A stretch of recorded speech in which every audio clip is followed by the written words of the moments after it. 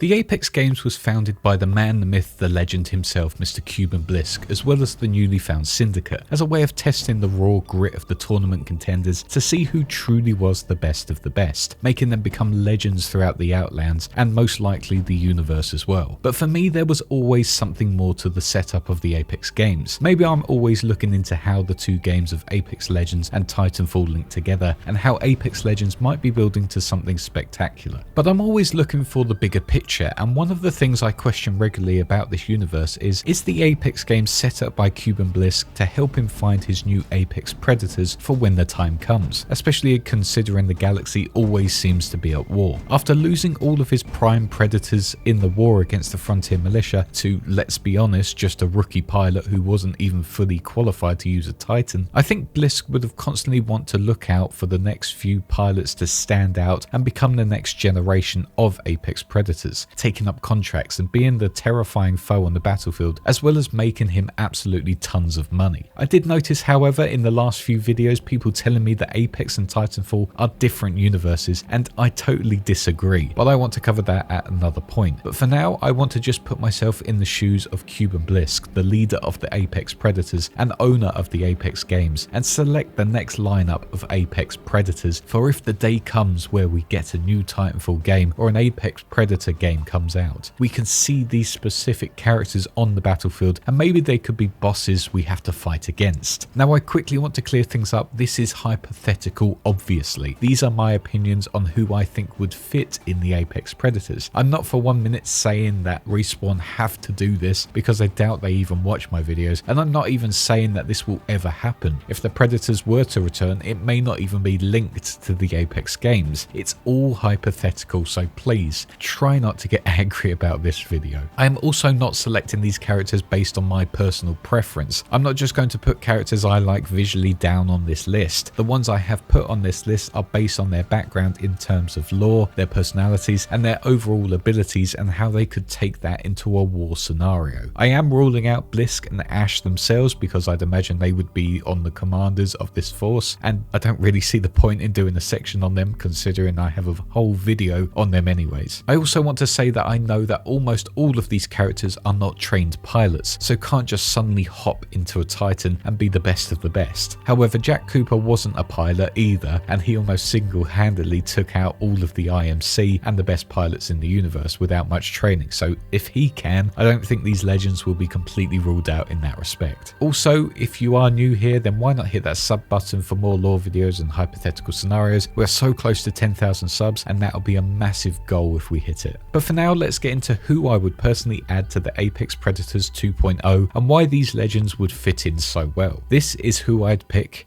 if I were Kuben Blisk.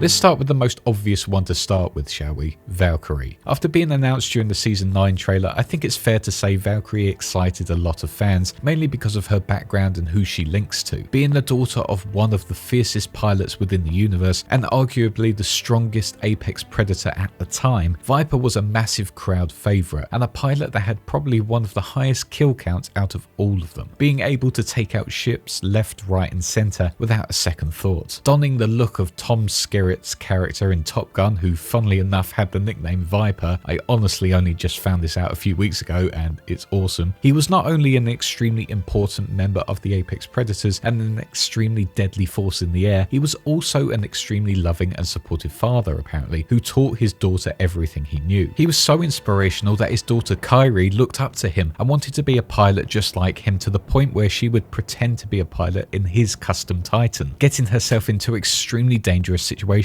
when she was only young. After losing her father to the hands of our beloved Jack Cooper, it's clear that she wants to remember him through his actions and keep his legacy going. Now, under the name of Valkyrie, she has taken every lesson on board from her father and wants to be as good a pilot, if not better than him, making sure the skies are still their families. Not utilizing a Titan, but a customized set of wings, it's clear that she can still cause destruction from above on any enemy she sees fit. She will be determined always always to prove herself in battle, and there's no question that if given the opportunity to join the Apex Predators, the group her father was in, it's most likely that she would, even if she wasn't 100% on Kuben Blisk himself. Fueled by the memory of her father, I think Kuben Blisk would demand that she become part of the Predators, as her strength in the air is exactly what he wanted and got from Viper, and Valkyrie would be an easy replacement. It's fair to say that Valkyrie would just be a straight swap from her father, and to me it's clear she shares the same abilities, and if needed, I think she would be able to pilot a Titan without trouble and make her family proud by being better than the rest.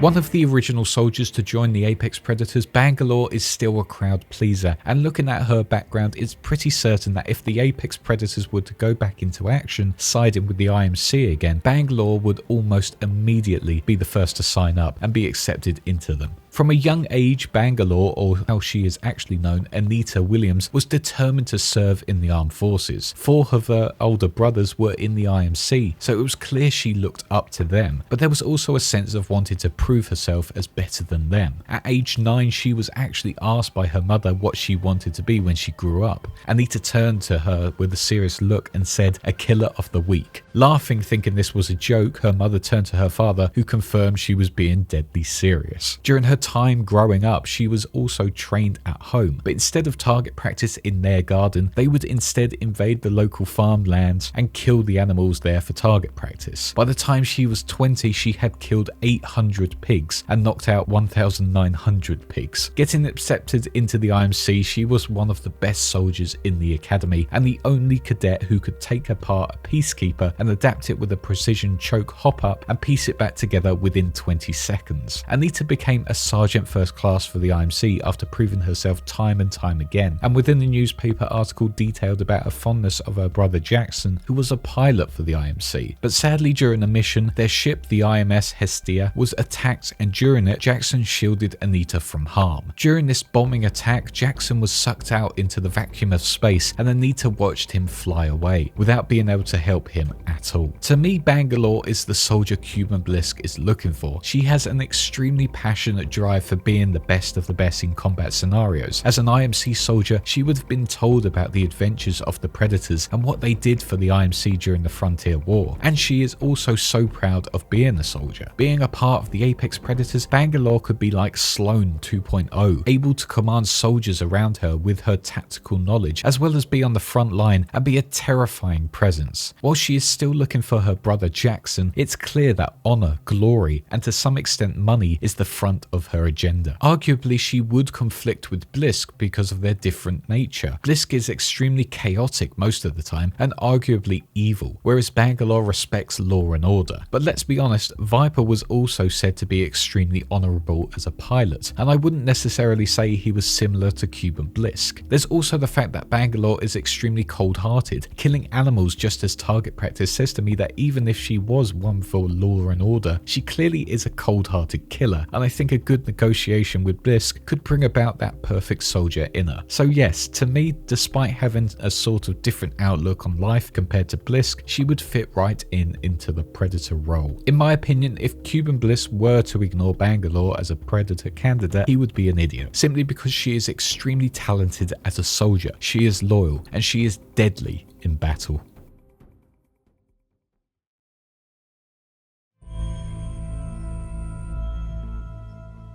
The next legend to make the Predators is for me a clear choice. However, I'm going to pass over to my good friend RJ Maxey, who is going to tell you why Revenant would be a clear contender for the Predators ranking. Thank you, Wisefish. There was no way we were going to get through this video without talking about Revenant. Released in Season 4, Revenant quickly became a fan favourite for the Apex community, and it's clear to see why. In the year 2708, 25 years before the Apex games, Revenant was the Syndicate's most valued hitman.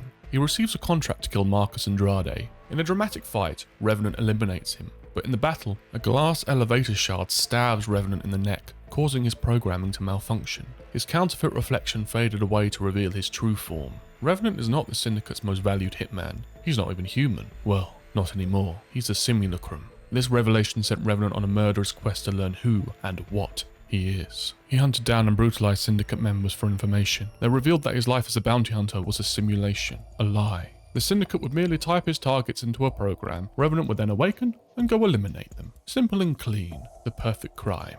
His life was a lie. His apartment, the coffee on his table, was all a lie.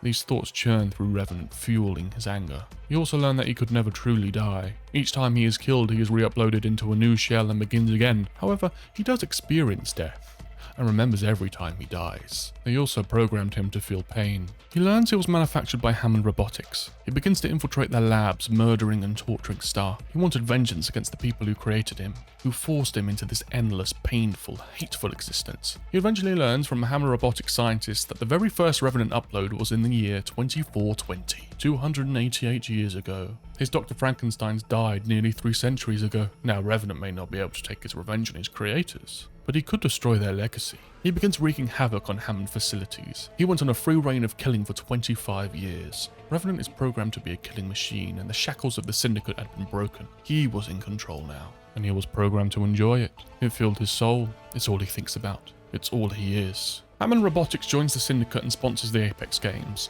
They bring forward their own legend to represent them, Forge. During a live TV interview, Revenant murders Forge in cold blood. The Syndicate knew Revenant's programming. They knew they couldn't stop him, change him, or kill him, but they could keep him busy. They offered him a place in the Apex games, a chance to repeatedly murder competitors for the Outland/his own entertainment. Well, how could he refuse? I think Blisk would be drooling at the mouth at the prospect of Revenant being part of the Apex Predators. Has there ever been a more perfect candidate? Let's just go through some of his attributes. He's immortal, he moves in complete silence, he's killed thousands of people and never been caught, he can traverse buildings, he's infiltrated multiple maximum security facilities, and has endless determination to eliminate his target. Blisk would be desperate to have someone like Revenant on his side. I'm certainly do anything to make sure Revenant is with him, because he certainly wouldn't want to be against him. Revenant can literally not be stopped, even death is merely a setback. He loves to kill people. Murdering fills Revenant's heart, or whatever he has, with joy and satisfaction. He yearns for it. Now the question is, would Revenant be willing to work for Kuben Blisk? Well, you could argue that he already does, being a competitor for the Apex games. I do think Blisk's chaotic nature would be very appealing to Revenant. Although he isn't concerned with factions or wars, working with someone who could provide him with targets that could satiate his endless hunger to kill would be very desirable for Revenant. That's why he joined the Apex games after all. The only problem Blisk would have is keeping Revenant busy. The last thing Blisk would want is for him to get bored, for him to start thinking existentially again. Because that's when Revenant begins to make his own decisions, and he may well decide that his next target is you.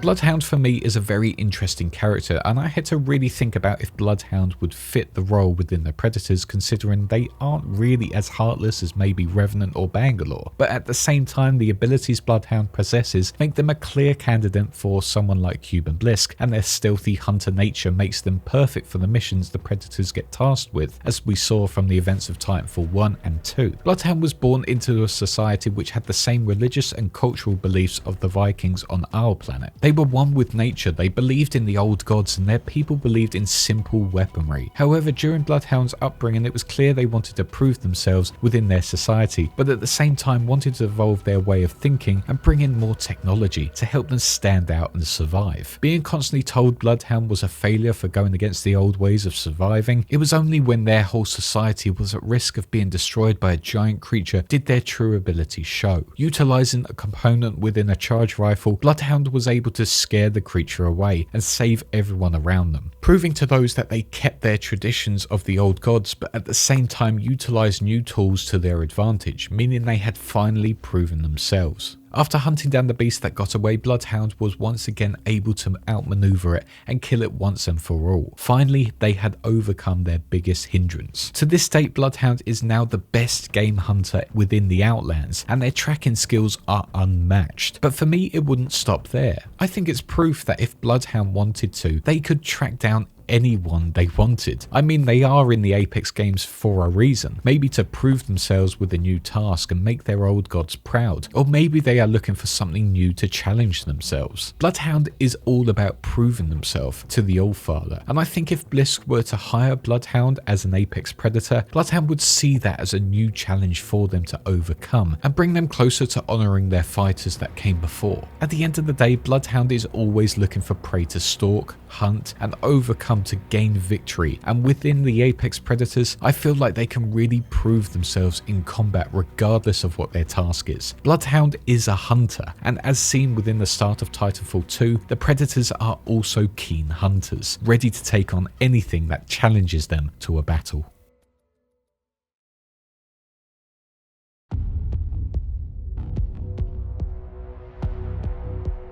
Caustic is another crowd favourite, and actually looking into his backstory, he is probably one of the most terrifying characters to come across if you were a civilian within the Outlands. Lots of websites annoyingly try to be funny with Caustic's lore, with rock paper shotguns stating he was actually a 14-year-old boy who lived in a sweaty apartment with a neckbeard and hated women. Now make of that what you want, but actually Caustic's real background is far more sinister. Caustic was known as Dr. Alexander Knox and lived like all the others within the Frontier. Knox was a scientist, and a damn good one at that, but his job was involved in the Frontier's leading manufacturer of pesticide gases within Humbert Labs. Here he was tasked with making sure the gases were able to help crops grow to efficient sizes and that no pests could harm them, allowing the Outlands to have a resource-rich land with lots of crops to help feed all those who lived there. With the constant demand for pesticide gases for the crops, it meant that the labs had to constantly create new ones and test them out. Knox was one of the main scientists to work on these new gases and worked day and night to make sure they worked. But this led to his obsession. Knox became incredibly obsessed with every one of his gases that he made, making more and more of them and never stopped. But then he started to get annoyed. He realized that his testing methods were just not working for him. He needed to test on new things, not just inert tissue. No, he needed to test on live subjects. Knox began working in secret and started loving the fact that his creations were destroying everything they touched. He became insane and was killing living things left, right and center. But then the head of Humbert Labs discovered his experiments, but this confrontation led to Knox burning down the labs. Changing his name to Caustic, Knox left the labs, which he had now completely burnt down, and continued to toy with his gases, making sure they killed everything they touched. To me, Caustic is just as maniacal as Richter and Kane, and would be an incredibly valuable asset to Kuben Blisk, as his gases could completely wipe out any force the Predator get into battles with, especially when he sends in Spectres as well, meaning they can't be harmed by the gases he sends in. His lack of empathy would mean all he could focus on was his gas production, and I'm sure Kuben Blisk would be the type of commander who would support Caustic's endeavours at finding the next best weapon to wipe out any enemy he wants to. Caustic would be extremely valuable to Blisk and the Predators, and considering he is a criminal in the eyes of many worlds, I think becoming a part of the Predators would mean he would have a constant place to fall back to, where he wouldn't have to hide his experiments from the world, and would most likely be encouraged to continue his research to make sure he makes the deadliest weapons for every battle he gets into.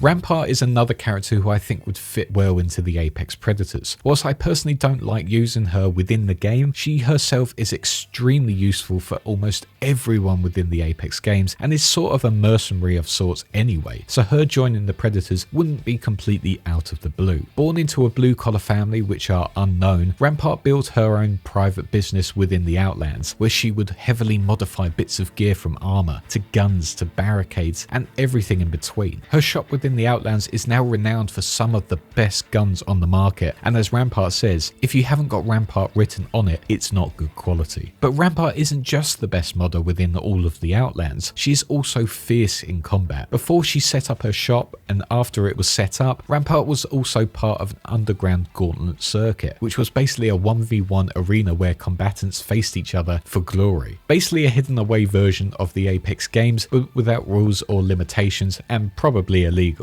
Basically think of Fight Club. Rampart as a character is extremely self-indulgent. She always talks about how good she is at what she does, be that in the gauntlet or modding accessories. And if anyone came near her to challenge her, she would be adamant that they wouldn't stand a chance. The reason why I feel like she would fit in with the Predators is because she has worked with smugglers and the Syndicate members before as a freelancer, so working for a mercenary group wouldn't totally be out of character. She also is clearly there making modded accessories to gain a profit, and it's no hidden hidden secret that the Apex Predators are some of the most highly paid mercenaries in the universe, especially Blisk. We also have to take into account the Predators have always had heavily customized Titans. Bringing in Rampart would mean they could completely modify their setups and could have technology that is far beyond anyone else's. I mean, the fact that her shield can amplify gunfire says it all about her abilities. Just imagine what one of her modified Titans could do on the battlefield. She also has a really good relationship with Bangalore, and if Bangalore were to join the Apex Predators because of money or glory, I'm pretty sure Rampart would follow in suit. And seeing what abilities Rampart possesses with her modding career, I think Blisk would be mad not to encourage her to modify accessories for the Predators and become one of their members. And speaking of relationships, that brings me on to the final member who might be controversial, but I think would fit into the Predators quite well.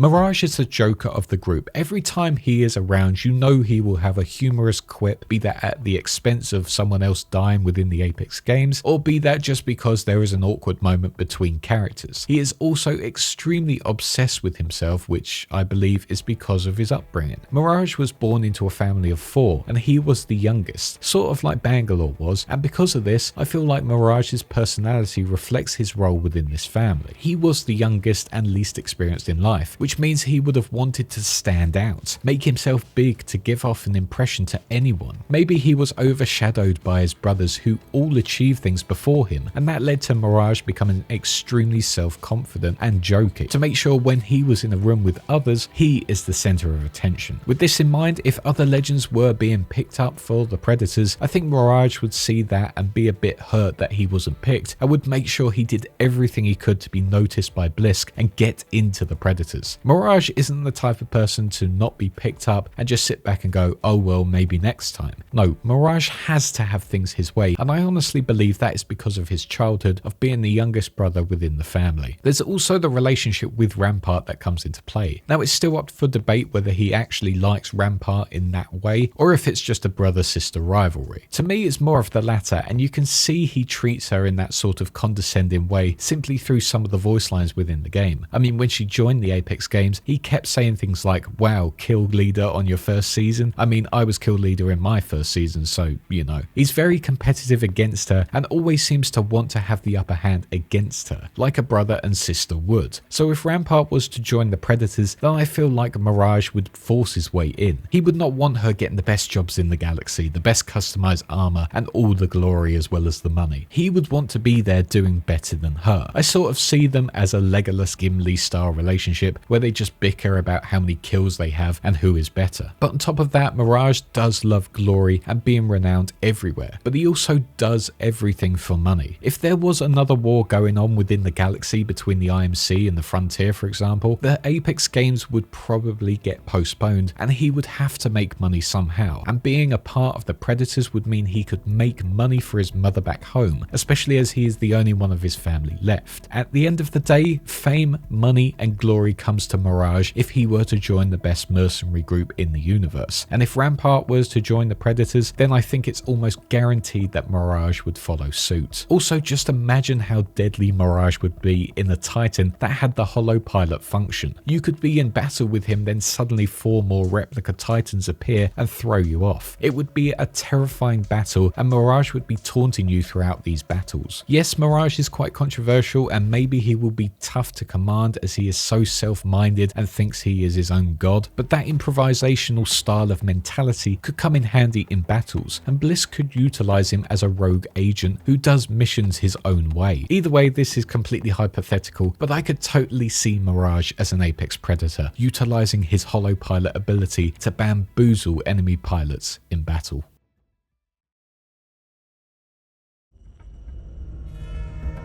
And those are the 6 legends that I'd personally choose to serve as the next Apex Predators. Remember, this is just my opinion based on their characteristics and their motives. Don't go writing in the comments, oh, this guy is an idiot, I'd pick Loba because she's awesome and I love her. But do leave a comment letting me know who you'd personally pick if you were Kuben Blisk and had to bring together your new mercenary unit. I hope you enjoyed this video and didn't take it too seriously. I just think it's fun to ask some what if questions about things, especially when it comes to the Titanfall Apex Apex universe. If you did enjoy this video, please give it a like and maybe sub if you haven't already, and why not check out my other lore playlists in the description below. Big shout out to my good friend RJ Maxi who helped me with this video. Go check out his channel and make sure you give him a sub as he's almost on 100 subscribers, and all the support there would be massively appreciated. Also, if you really like this video, then why not support me on Patreon or as a YouTube member for early access to my latest videos, as well as being able to watch them ad-free. But speaking of, I'd like to thank my patrons real quick. Big thanks to the Big Fish, Duquesne23 and Rhino Head, our Sharks JP, Connor and the AVP Man, and our 3 Megalodons, Sinus, JJD896 and Wow Such Gaming. Also big thanks to our YouTube channel member, our Wise One Jambu, as well as our subscribers over on Twitch. Your support means the absolute world to me. But that is all for now. Thank you for watching, and I shall see you all in the next one. Cheers.